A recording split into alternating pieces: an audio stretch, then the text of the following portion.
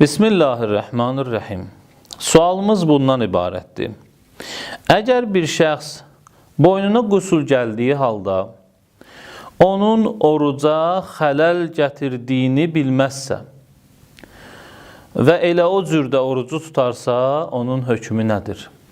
Yəni bir şəxs bilmir ki, boynuna qüsul gələrsə, bu hal onun orucuna xələl gətirir.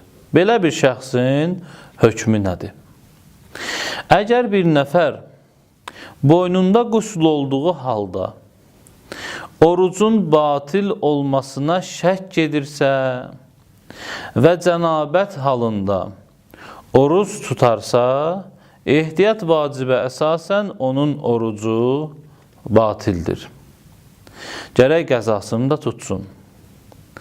Amma yəqin edərsə ki, cənabətli qalmaq, yəni boynuna qüsul gələn halda qalmaq, orucu batil eləmir, yəni indi şəkk eləmir.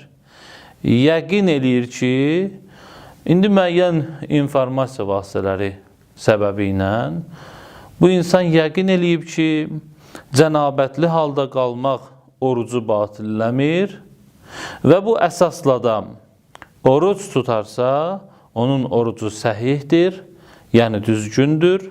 Hərçənd ki, ehtiyata riayət edərək o orucu qəza etsə, yaxşıdır.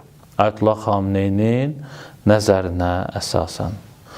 Ayətullah Məkarim Şirazinin nəzərinə əsasən isə belə bir şəxsin orucu ehtiyat vacibə görə batildir.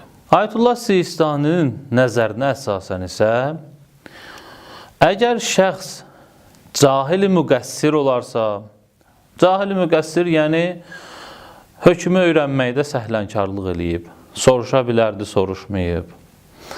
Belə bir şəxs olarsa, onun orucu batildir və əgər cahil-i qasir olarsa, onun orucu səhihdir. Yəni, şəri hökmü öyrənməkdə səhlənkarlıq etməyib və orucu pozan işi yerinə yetirəndə də tərəddüd eləməyib.